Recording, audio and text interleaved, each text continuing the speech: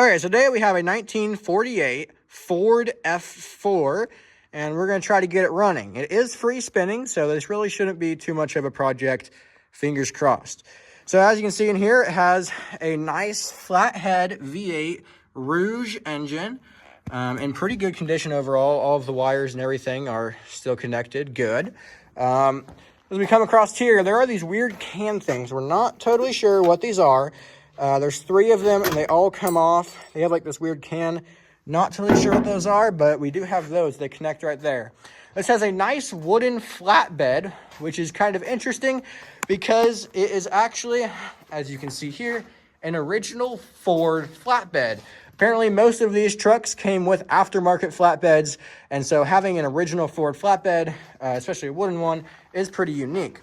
As you can see here, it does have dualies in the back because it is a 1-ton truck, is how it is classified. Coming over to the interior, it is pretty rough overall. It is bare springs on the actual seat, and there's just a floor mat here to cover that. The clutch actually works great. The brake has nothing, and the gas, you can see a little wire poking out there. It has kind of broken off, but it technically does work. Looking at the instrument panel up here, it is kind of nice. Something that's pretty unique to these trucks is it does have your gears marked on your speedometer to help you know when to shift. Along with that comes with your fuel gauge, your oil gauge, oil pressure, your temperature, and your battery charge. Now, what's special about this one is it does come with a radio and a heater, which a lot of these did not come. This is our heater right down there. So a lot of these Fords did not come with a heater. So that is pretty cool, despite its very poor condition. Okay, so like I said, it does turn over and it turns freely. I'll show you here. It's our fan. Spins freely, and it's not just spinning the belt, it's actually spinning the engine. So that makes this much easier of a thing. Unfortunately, these hoods don't come up very far, so working on it is going to be a little bit of a tight squeeze. Battery terminals connect over here. We only have our positive terminal here. It's getting kind of blurry, but we only have our positive terminal here and not our negative, so we're just going to have to negative ground it just somewhere on the steel so that we can try to turn it over. We have a battery here. It is a 6-volt system, which is a lot of these old Fords, like the old Rio that we worked on. Many of these old cars, they all came with 6-volt systems. So we picked up a 6-volt battery. It's a class 2 battery, and we're just going to use jumper cables to connect it into here, and we're going to see if we can get the starter to turn it over. So we're just going to jump the starter here. Okay, so you can hear it whirring over there, but it's not actually spinning the fan. So we're going to figure out why that is. Okay, so we discovered that the reason it's not turning over the engine is because this cable that connects your, basically your battery to your starter down there. You can see it, your starter's down there. That cable is kind of worn through, if you can see in there. It's kind of worn through and broken, and so it's not connecting the battery voltage enough, and so it's not engaging the solenoid there. So fortunately, all we have to do is just jump it, but it's way down there and really annoying to get to. So right now we're going to take off this hood just because, like I said, there's no way to get much done in here because of how little room they give you. So we're going to pull this off, and that'll make it easier to do all this.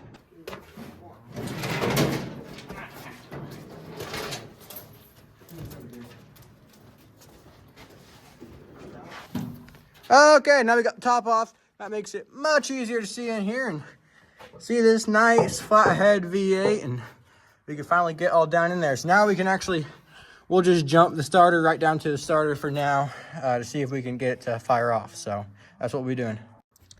Okay, so we've been messing around with it here a little bit, and here's basically where we're at. We've just completely skipped our thing here so that we're straight to the starter, but we still have power everywhere else, so that when we tap our battery, it will spin it over. And as you may be able to hear, we are definitely getting suction. It's definitely sucking stuff in through the carburetor, and you can hear it very loud. Our big issue right now is that we're getting zero spark. Watching our distributor here, there is just absolutely no spark here whatsoever. The issue with that is there's a lot of stuff in between where our power is going in and our ignition coil and our distributor.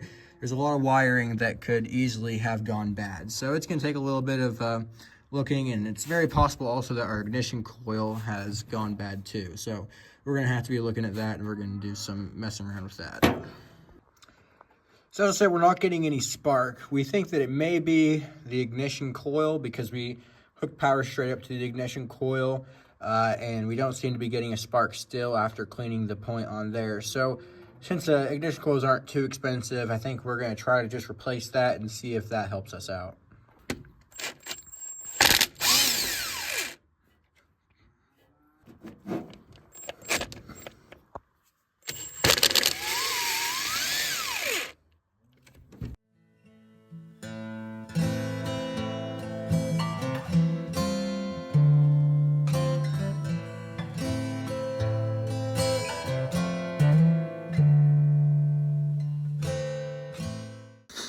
Just a little break here from the rest of the video. I did some research and I found out what these 3 stacking canisters are.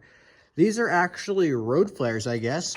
So as you can see, there's 3 of them and they stack on here. They all come apart and they hook on with this V shape here. They hook into these little V-shaped grooves, and that was, as you saw, hanging up on this board that was up perpendicular there. And so these were road flares, like I said. Basically, I guess this was so that if you got broke down on the side of the road at night, these lids came off and there's like a wick in there, and you could light that, and it'd be like a flare that you'd put around you so that people driving by could see that you were broke down if it was dark out. So they definitely, it's kind of cool looking. They're definitely pretty unique.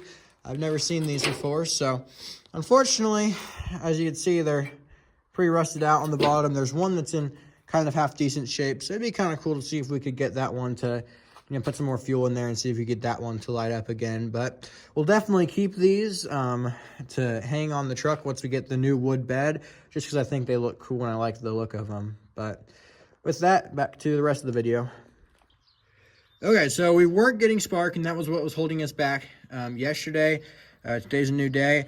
So what we did is I went ahead and picked up a new coil. We figured out that these old coils pre-1949 have external resistors. They don't have resistors in them. So I overheated the coil and I broke it. So we had to get a new coil, and this one has a resistor in it so we can bypass the resistor safely this time. So now I have a new coil. We have it connected up to power, and as you can see, we are getting spark. So that's what we were looking for. That's what we need. Now we're going to test to make sure that our coil sends spark out to the plugs, and then we should be good. You good? Ah, shucks. So we're definitely getting spark, as you can see there, to the top of our distributor cap, as my brother felt. So we're going to go ahead and put everything back together, and hopefully with a little bit of gasoline down the carburetor, we should be able to get something to spark. Or we might use ether yet. All right, everything technically should be working. We have all of the wires connected. We're getting spark in both places. So unless we're missing spark either in from the distributor cap as it's rotating, if it's not conveying spark, or if maybe the spark plugs are corroded and they're not sparking in there. If either of both of those are good, though, it should take off a couple hits at least. So we're gonna go ahead and try here. And go ahead and try it. It's not very good. It's pretty slow. All right, so you weren't getting very good turning because of how we had it wired. So we're gonna try a new wiring, just how it's wired up. See if this works better. Oh, that's better. Oh, hey, we got one. More. Now we had one try. That should be plenty.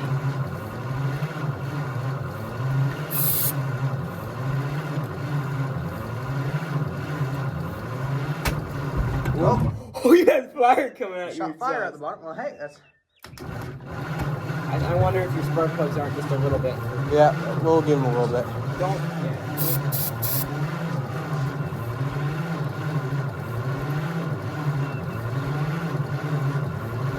The wires are probably.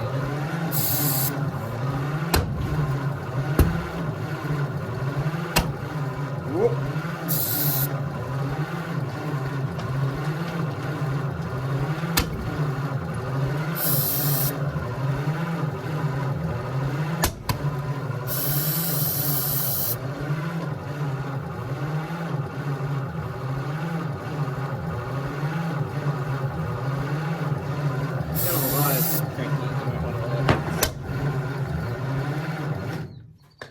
All right, so as you saw, we're definitely backfiring, which is not great.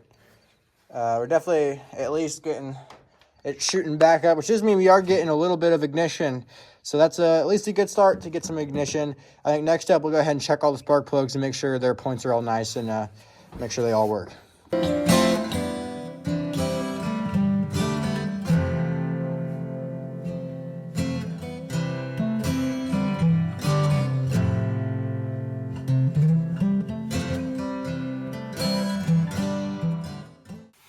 Okay, we're gonna check for spark on one of these spark plugs here real quick, just to make sure the spark plugs are in fact working.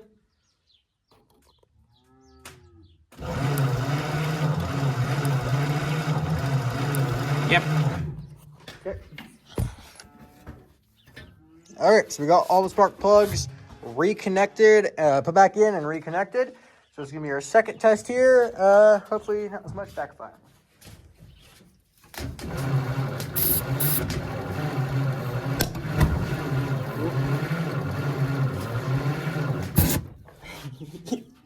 That was dumb. You gotta. Yeah.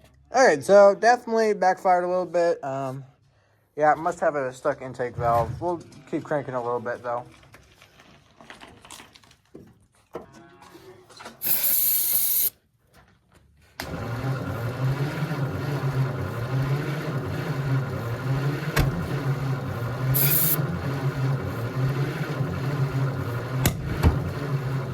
Exhaust. Yep, go ahead.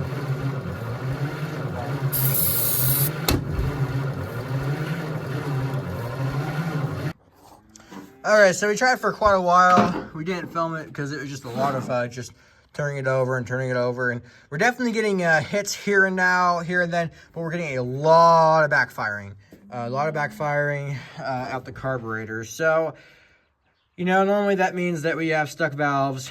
So that's not really something that we want to see. We don't want to hear that really. So we're going to look into it a little bit more and make a decision on what we're going to do.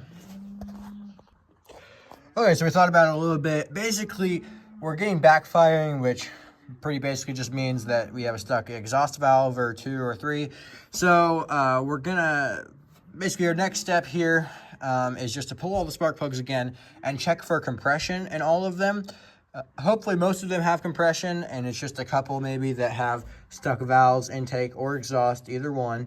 And we'll just have to, from the outside through the spark plug hole, hopefully we can access those valves enough that we can work them up and down so that we can get them firing, going up and down again and working again. That's our plan for right now, and that should hopefully work. Okay, so with that, we're actually going to go ahead and call this the end of the video.